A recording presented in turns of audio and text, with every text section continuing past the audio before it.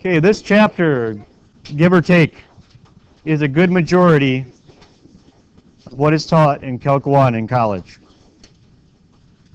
I would say there's some more stuff, but this is a good majority of it. And then Calc 2 is something else we'll talk about this year. So we cover a good majority of what's taught in basically 2 semesters of math in college. Okay. It's Calc 1 and Calc 2. Today we're going to talk about what's called differentiation, or it's sometimes just called the derivative. The 2 words are relatively interchangeable. And in all honesty, this should look familiar, because that's exactly what you did for today. You found that limit as delta x went to 0. Again, you picked that point that was out there somewhere. You didn't really care where it was, and you kept pulling it towards that original point that you started at. And once it finally got there, you had a tangent line. Okay, it started off, what was that line when it hit it twice again? Yeah, secant line, you pulled it and you made it a tangent line. Again, do I really care where that other point is? Not really. But I do know it's delta x away from wherever I started. But again, that delta x on the bottom is a problem, because you can't just substitute. This right here is one of the notations for derivative. It's called f prime of x. Okay, so that's one of your notations for derivative. Another one of the very common ones is they just say y prime. So let's face it, y and f of x are interchangeable. Okay. Another one that's very closely related to, remember, because you used to see things as that, correct? What is that for? That's just for slope. And you agree that that's delta. That's just the uppercase delta. This is, and you can just make it a d if you want. That's lowercase delta. That's basically derivative. Again, if you just want to make a lowercase d, it's okay. All right? And that's one of the bigger notations, and I think I'll probably stop. I'll give you one more. This one's used, but not as much. They all kind of mean the same thing. And the better you get with derivatives, the more they'll make sense. This is basically saying the derivative, this one here, is saying the derivative of y with respect to x. And this one's saying the derivative of that with respect to x. Okay, that's all it's really meaning. Okay, that's another notation at the end, that this one here. This is probably one of the least used, but you can see it. I'd say these 3 over here, f prime of x, y prime, and dy over dx are derivative. You notice basically all they did is they took it from uppercase delta to lowercase. It's really, that changed it from slope to derivative. Okay. Yes.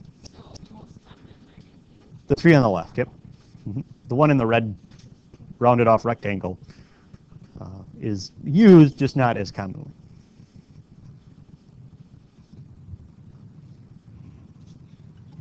Well, let's use it. And in fact, you already have. But now we're going to I'm going to try and show you something about it. We're going to start off with a very simple function. It's basically f of x equals 3x plus 1. And I would like the derivative at 0.14. What you could do is go back to that instantaneous rate of change if you felt like it. Once I see this, I kind of stop using that one personally. But if you like that one where you just substitute the number in for a, if you like that one, go ahead and use it. I steer away from it once I learn this one. But again, it's your choice. We know its limit as delta x goes to 0. This will give me f prime of x, right? So f prime of x equals. And then what you have to do is put x plus delta x in for your function, right? And then subtract your function. So really that's what? Change in, what is that really? That's just change in y. All over change in x. Okay? So it's the same slope we've been doing since we started. It's just a much more complicated version of it. And believe it or not, that's the definition of derivative. Probably the first definition you've gotten that has very few words in it. Yes? That limit that we're taking is the derivative. It is defined, whatever I come up with is the derivative. It's going to be a function in most cases. This function is going to seem a little strange, but hopefully it'll make sense once we do it. So basically just this part of it, if all I gave you was that problem, I think we'd be okay. If that's all you had to do was plug x plus delta x in, it'd be pretty simple, right? So let's take that red oval and actually do that here. So I got to put x plus delta x in there, which means I also have to put it there, correct? So it's a 3x plus delta x, right? And so I put it in there, now I have to plus 1. Do you agree the red oval turns into what I have written in red? Okay. Now we'll switch colors here. I'll try and color code it. This will turn to green, so it's minus. And again, I like to put parentheses at that point because distributing that negative is huge, because what do we want to have happen? Lots of stuff to go away, especially anything that doesn't have a delta x on it. So we got to just subtract the function, which is right there, right? So that's the green portion. So that is what change in y turned into, correct? Not very pretty, but it's still all over change in x. And remember, that's because it's x plus delta x minus x. That's why it just goes away. And it probably would have helped if I would have written limit in there, but I'll sneak it in. There you go. Limit as delta x goes to 0.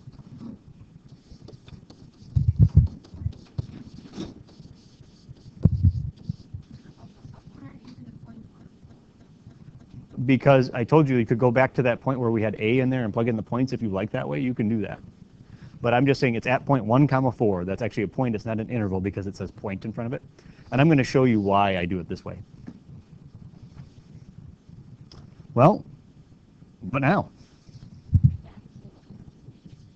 Yeah, distribute, right? So if I distribute, what do we get? 3x plus 3 delta x plus 1 minus 3x minus 1.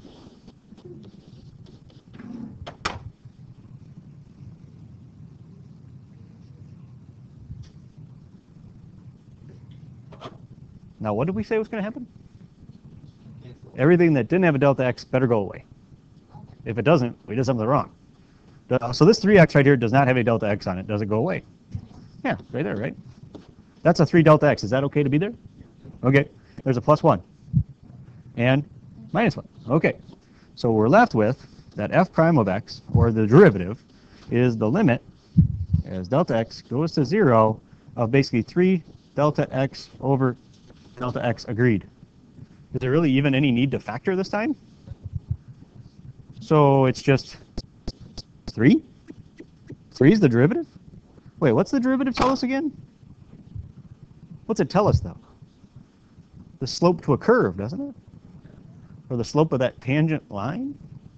Well, this is tricky. Maybe we messed up. Let's look at the graph.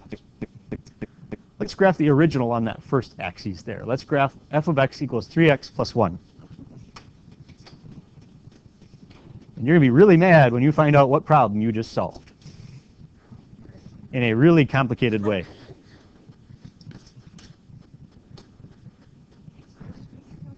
You better not be putting anything in your calculator. You better be able to graph 3x plus 1 in like 2 seconds.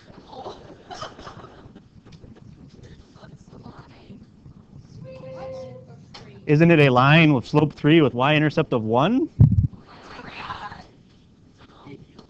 So what you just found was the slope basically given. If I give you any x value, you just found the slope. Can I even substitute any x value in here? How come I can't even substitute an x value in there? Because no matter where I choose on that line, what's the slope? 3. What if I choose over here? Is it 3? What if I choose over there? Is it 3? What over here? Is it 3? How about at 1 comma 4? Let's check that one. Is the slope right there of the tangent line 3? So basically, using calculus, you just found the slope of that line. Good job. Well, you could have, but you needed to know what derivative meant. And do you agree that's what the graph of the derivative would look like? Y equals 3, right? So basically, you can choose any x value now. X value of 1. And go up there, guess what the slope is? It's, oh, the y value is 3. So the y value of your derivative graph will tell you the slope of the original. The y value of your derivative graph will tell you the slope in the original for that same x value. So what if I went to an x value of 10? Do you agree that the point's right up there, right? So if I go to an x value of 10 on the original, way up here, right? What's the slope there? Hey, look at that. It's 3. Look at that. How about negative 4 over here? Go to negative 4. Whoops, down here. What's the slope right there? 3. Oh, so the y value down here, so the y value here tells you the slope up there. It has to be the corresponding x value. That's why all of these back here are with respect to x. Whatever x value I tell you, or whatever x value I ask for. So what you just did is, in a very long, complicated fashion, found the slope of a line. Yeah, but now you probably will from now on.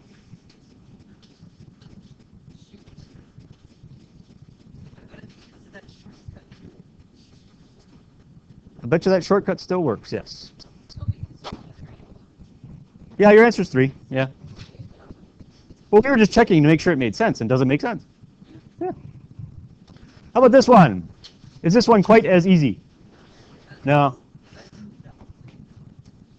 Yeah, maybe we should start by graphing the original, huh? Because that threw people off. You know.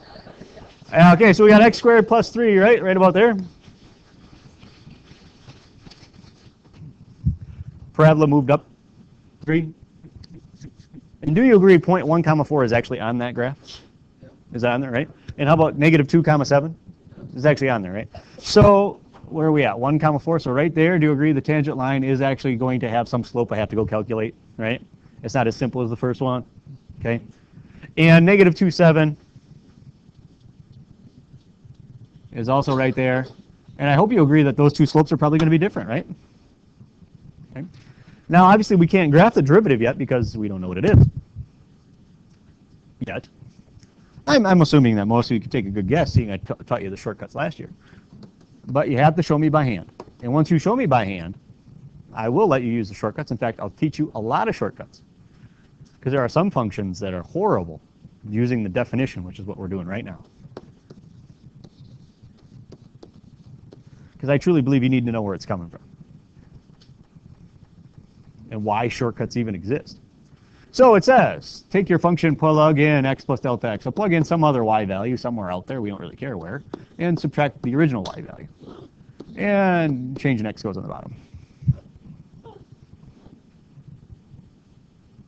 Again, substitution does not work because delta x is on the bottom. Again, it's x is changing, we're saying. So x is out there, there's some other point out there somewhere. So, once again, we'll kind of try and color code things for you here. So this derivative is the answer to some limit problem. And that limit problem, the first thing I got to do is plug x plus delta x into there and there. Agreed? That's what it's saying to do. So here we go. X plus delta x. So I'm substituting it in right there right now. So what do I have to do to it? Square it, and then there is a plus 3. So hopefully you agree what I just wrote in red is that red oval up there. It corresponds to the same thing, right? So that's just some y value out there. I have to subtract the original y value, which really means subtract the original function. So what is it I would tell you to write at this point? True, parentheses, key. And then you write the function, x squared plus 3, right? Any questions of any of the steps I've taken to this point?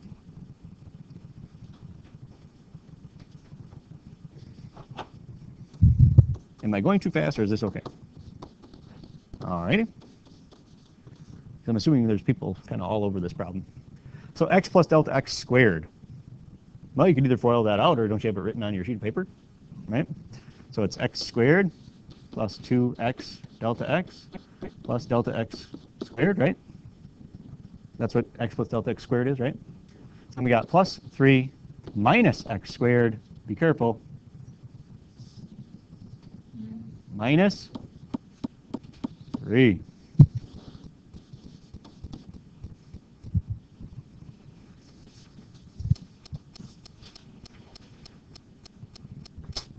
So are things working out the way they're supposed to? They're working out pretty good? So this, is this supposed to stay or go away, what I just underlined in green? How? Oh, right there. Okay. Can this stay, what I just underlined? Yeah, that can stay. Can this one stay? Yep. Does that one stay? Oh, get out of here. All right. So our derivative is, again, the answer to some limit problem that we're doing over here. And we're left with, well, we got more stuff this time, right? A little harder than the last problem, because this one's not asking for the slope of a line, it's asking for the slope of a curve, which is much harder. But so we have a delta x, though, that we can factor out. I hope you agree with that. And we're left with what? 2x plus delta x, right? Any question on that factoring? Yes? I FOILed x plus delta x squared. That's that middle term that most people forget about. And let's face it, in this one, if you forget about that middle term, you're not going to get an answer. That's a problem. All right? Everybody good?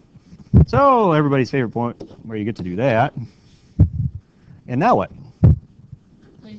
Yeah, replace delta x, right, with 0. So can I replace that right there with 0? No. Can I replace that with 0? Yes, I can. So there's a big 0 there.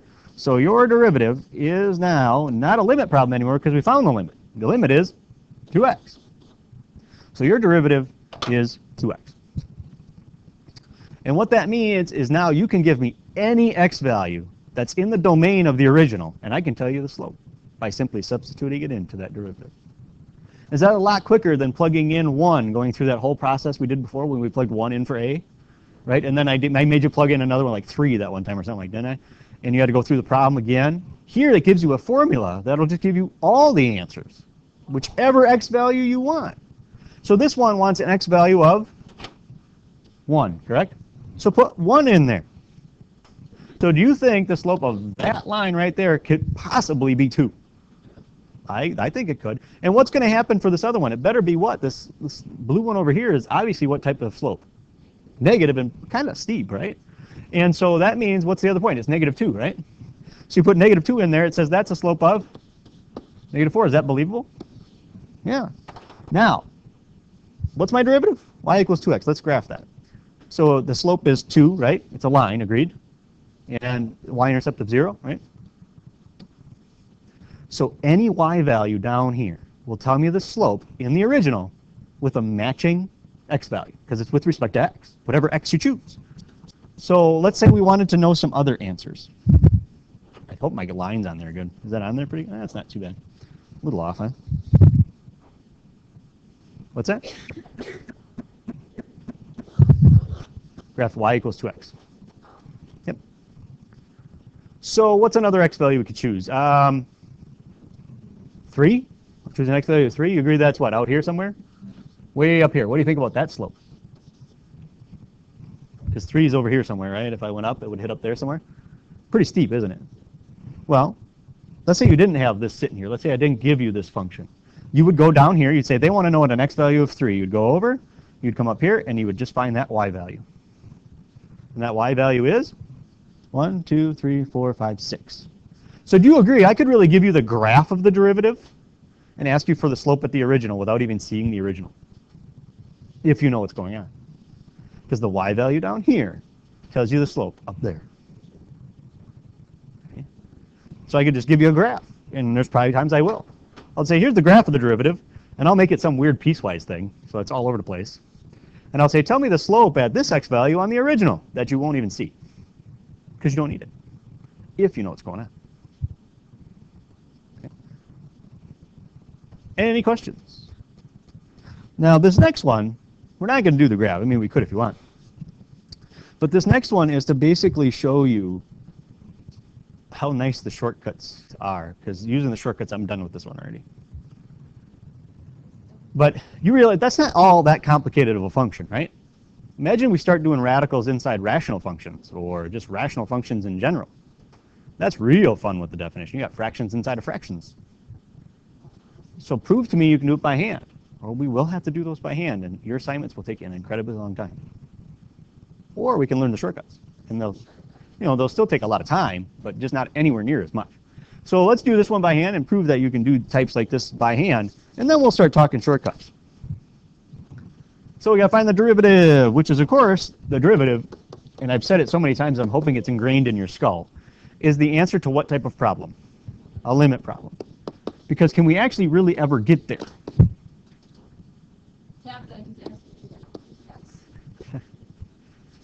Okay. Well, again, we're drawing that point in closer to that original point Is it ever really going to get there? Well, doesn't matter if it does or not. We're saying as it gets close to 0, we're going to get that tangent line. So we've got to find this again. And you notice I keep writing it because I figure the more you see it, the more that'll get ingrained in your skull. Okay? So let's go and do this part here that I circled in blue first. So this derivative is the limit as delta x goes to 0. Again, we're drawing that other point in, meaning delta x is nothing. We have to plug x plus delta x in where? Into the function. Ew. X plus delta x in there and in there. Ooh, that's wonderful.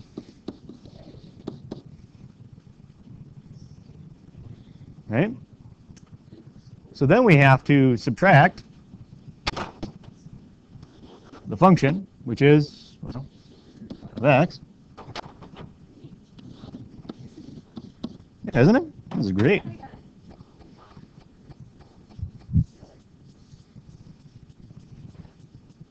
So, boy, those other problems sure were nice when you could just like multiply things through and then stuff just started canceling off. And well, then I have f prime of x squared. Yeah, and you're squaring a limit problem. Has that been an appropriate move since we've started? No. Squaring a limit problem has not been possible. So basically, what would we like to get rid of if we could? What's really causing the problem? Obviously, the delta x on the bottom is still causing a problem, but there's another problem on top of that. They're square roots. So if we could somehow legally get rid of square roots, it'd be great. Now, here's where you have to think a little differently than you have before. The other times we've had issues with square roots was when they were on the bottom. Sure. We were always getting rid of square roots on the bottom, right? Have I said, what's the one thing I said, I think towards the end of advanced math, that in calculus the beautiful part is? You can leave them. Yeah, we don't care if they're on the bottom. So how can we fix this problem? Somebody said it. Use the conjugate. But now, because what's the conjugate? It's really just a form of what number? Can you multiply by a 1 at any time you want? Yes, you can. And can you pick and choose which terms you want to multiply by 1? Yes, you can. And so here we can do that. But now, wait a minute. We're going to get radicals on the bottom, but that's okay. But we have two little pieces. So we are going to multiply by a conjugate. But who believes they know what best conjugate to use? Yes?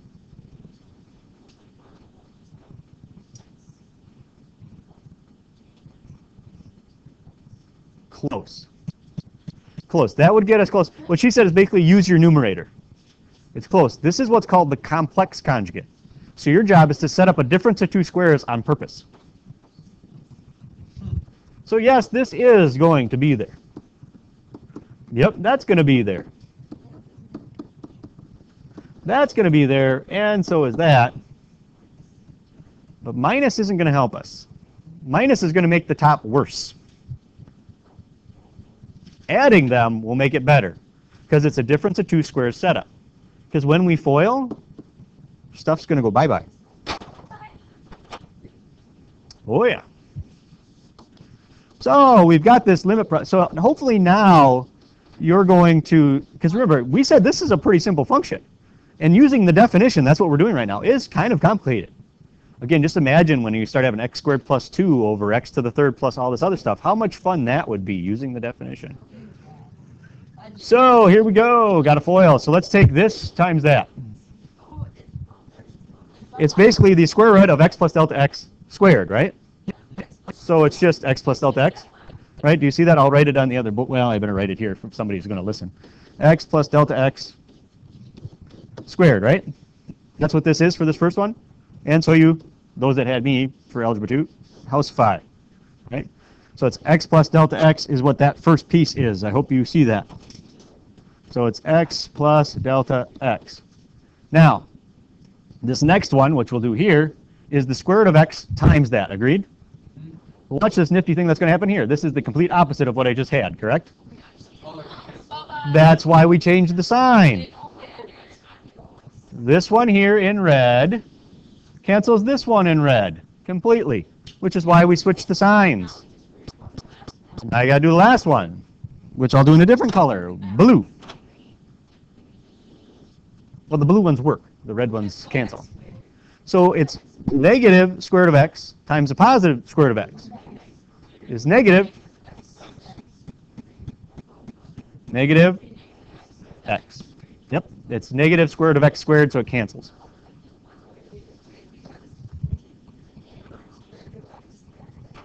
Now, we could actually take time to actually FOIL that out. I was hoping that was not going to be the issue.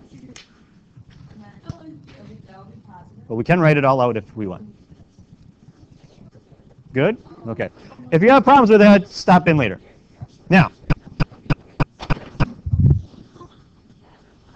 watch this slick maneuver.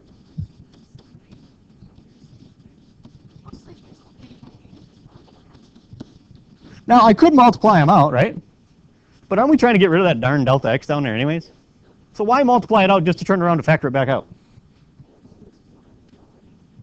Okay, so leave it out there. Because I do have to take this square root of x times all that jazz, so just write it like that.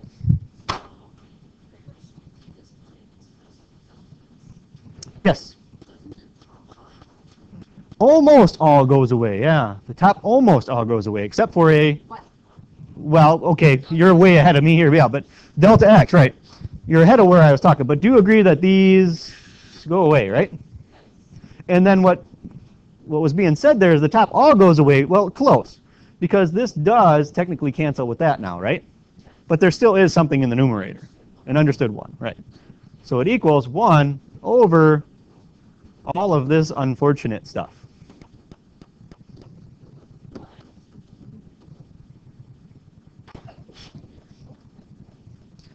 Oh, there's a huge shortcut to that. Takes you about 2 seconds. Not really. I don't need the parentheses anymore. But is this still a limit problem? Yeah, delta x is still in the bottom, but does it still cause a problem in the bottom? No, it doesn't. Why? Because can I substitute 0 in now? And is the denominator actually equal to something other than 0? And is that okay then? Of course, you can take this 0 now, and you can substitute it in there. Agreed? And so if you do that, my derivative, now that we've substituted, we don't have to write this limit thing anymore, is 1 over basically, well, what is x plus 0 right in there is just x, right? So it's the square root of x plus the square root of x on the bottom. Do you agree with that? Yep, so it'd be easier just to put 1 over 2 square root of x. And that was an easy function. And that's what the definition did. Yeah, it can be kind of a pain. It really can. So prove to me you can do this definition. And then we will show shortcuts. Shortcuts are only a few days away if you show me the definition.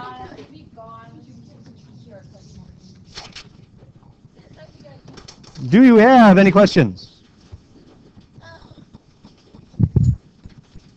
Thank you.